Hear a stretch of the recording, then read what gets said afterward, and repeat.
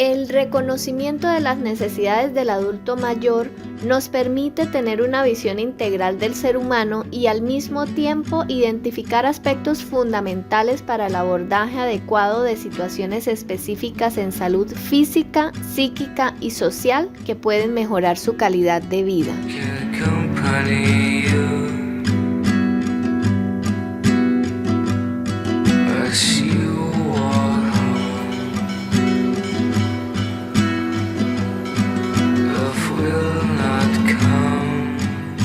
Soy Juan Carlos Pérez Parada, médico geriatra de la Universidad Nacional de Colombia, ocañero, interesado en presentación atípica de la enfermedad en el anciano, cambios sutiles que muchas veces se pasan desapercibidos y por ende se hacen diagnósticos tardíos. Este es un caso típico de presentación atípica de la enfermedad que lleva a que queramos exponer como caso clínico, mostrando las particularidades de una enfermedad, cómo se comporta de manera distinta en diferentes pacientes y mostrando la importancia de un diagnóstico temprano y de un tratamiento oportuno. Envejecer es un proceso natural e inevitable en la vida de todo ser humano donde experimentamos cambios físicos, cognitivos, emocionales y sociales que se manifiestan de manera diferente en cada individuo y que pueden estar asociados a factores genéticos, ambientales y de estilos de vida. Bueno, es importante dar a conocer o recalcar el fenómeno demográfico que está sucediendo en lo que tiene que ver con el envejecimiento, es decir, cómo a través de las últimas décadas nos hemos dado cuenta que se ha aumentado ese porcentaje de mayores de 60 años en comparación con grupos etarios más jóvenes. Se está cambiando, desde hace un tiempo se le ha dado mucha importancia en políticas de salud pública, esa pirámide poblacional. Y lo que vemos, haciendo una proyección hacia el año 2050, es que podamos tener un grupo del grupo etario mayor de 60 años, mucho mayor en representación en porcentaje a el grupo de menores de 14 años, por ejemplo. Si en el momento encontramos una población de mayores de 60 que supera tal vez el 10% a nivel mundial, pues probablemente esto se va a duplicar o a triplicar en el 2025, por ejemplo. Estamos a duplicar y a triplicar en el 2050. Y esto nos tiene que hacer reflexionar sobre la importancia de que las políticas en salud pública dirigidas al fenómeno de envejecimiento tienen que ser dinámicas y tienen que incluso impactar en el ámbito social. Por ejemplo, si vemos que el envejecimiento en muchas personas que envejecen con múltiples patologías dificulta la marcha y dificulta la movilidad, pues eso genera discapacidad. Pero no podremos ver la discapacidad como un fenómeno individual, como un fenómeno que hace parte solo de la suma de enfermedades, sino esa discapacidad aumentada porque no hay ciudades amigables, por ejemplo, porque hay barreras arquitectónicas. Entonces, todas esas políticas dirigidas hacia el envejecimiento poblacional tienen que abarcar también no solamente el tema médico, enfocado en la atención, en la prevención y en la atención de enfermedades, sino también en las barreras arquitectónicas, por ejemplo. Esto es un fenómeno que es irreversible, todos vamos a envejecer de una manera u otra, con envejecimiento exitoso, que ojalá fuera lo que se pudiera ver en la sociedad, donde viéramos adultos mayores vigorosos, independientes, cognitivamente muy sanos, pero desafortunadamente uno ve que este fenómeno de fragilidad que significa esa posibilidad de enfermar con más facilidad, la reserva funcional, la capacidad que tiene el cuerpo de soportar un estresor, digamos una enfermedad, va disminuyendo, la reserva funcional se pierde. Entonces lo que uno ve, desafortunadamente, más que envejecimiento exitoso y saludable, son adultos mayores que envejecen con múltiples patologías, con múltiples enfermedades, con una carga de medicamentos muy marcada que generan muchas veces en una balanza más riesgo que beneficio. Eso los va a llevar a desenlaces cada vez más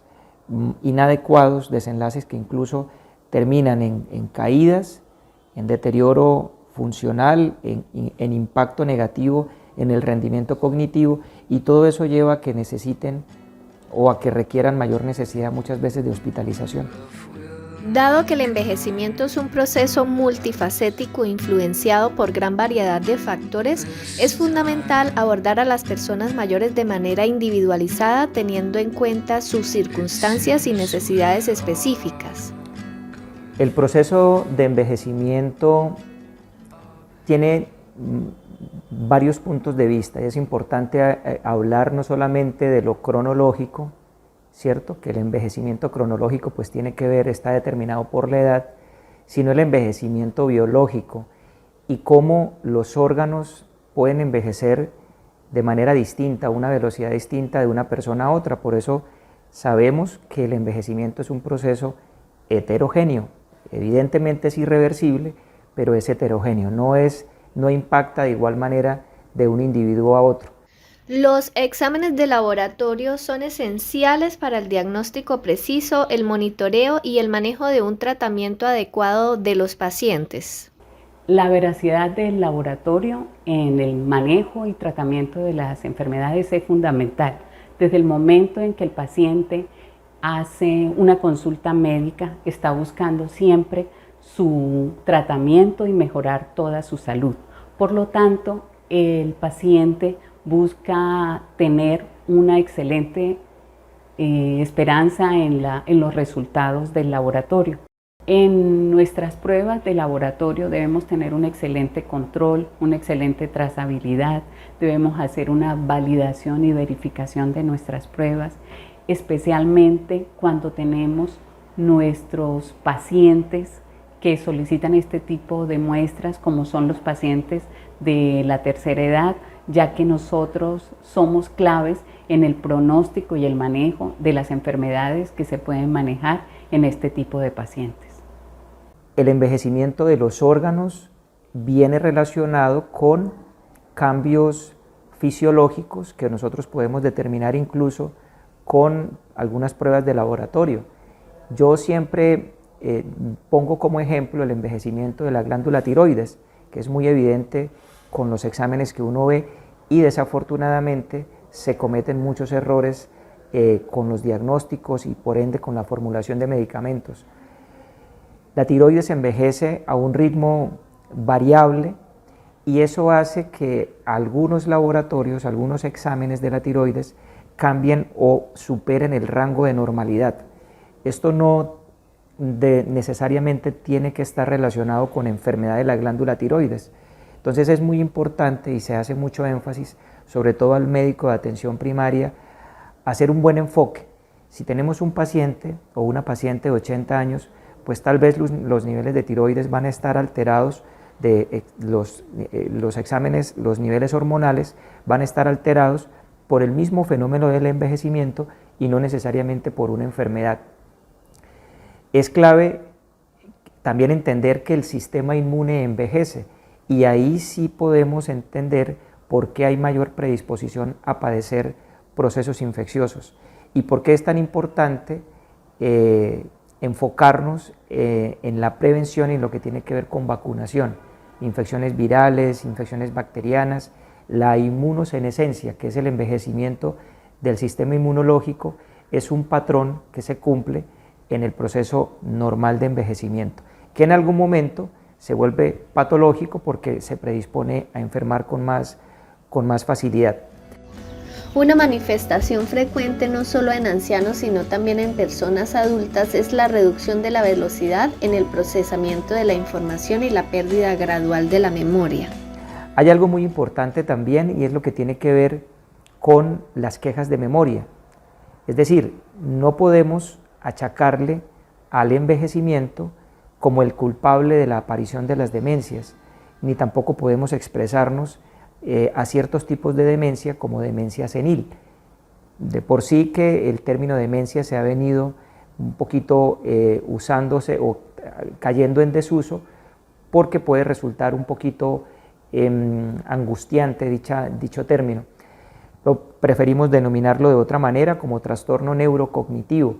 pero el proceso de envejecimiento se puede relacionar con algunas dificultades que nosotros llamamos como de privación neurosensorial a nivel visual y a nivel auditivo. La sordera, la hipoacusia, la dificultad para escuchar puede hacer que se pierda mucha información.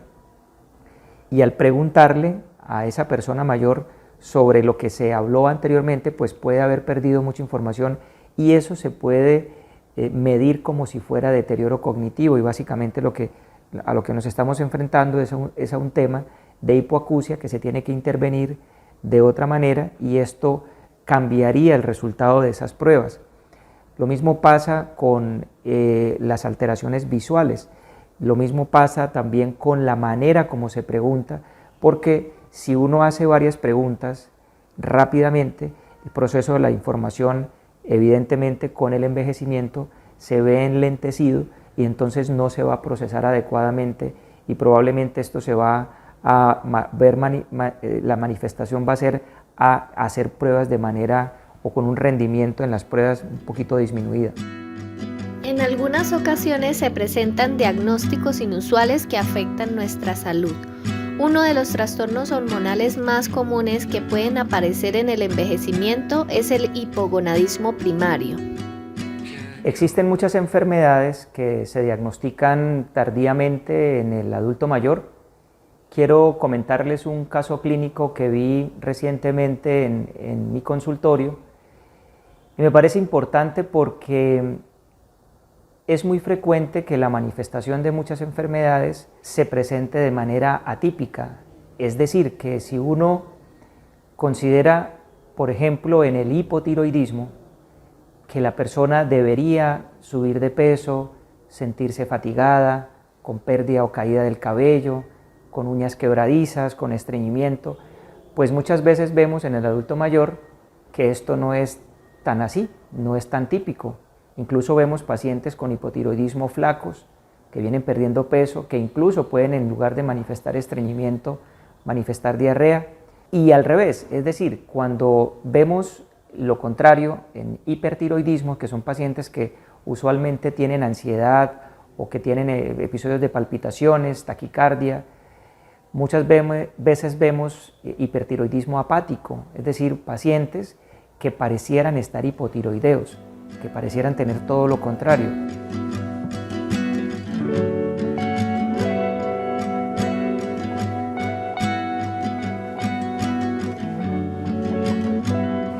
Yo tengo el caso que quiero presentarles, es de un paciente de 78 años de edad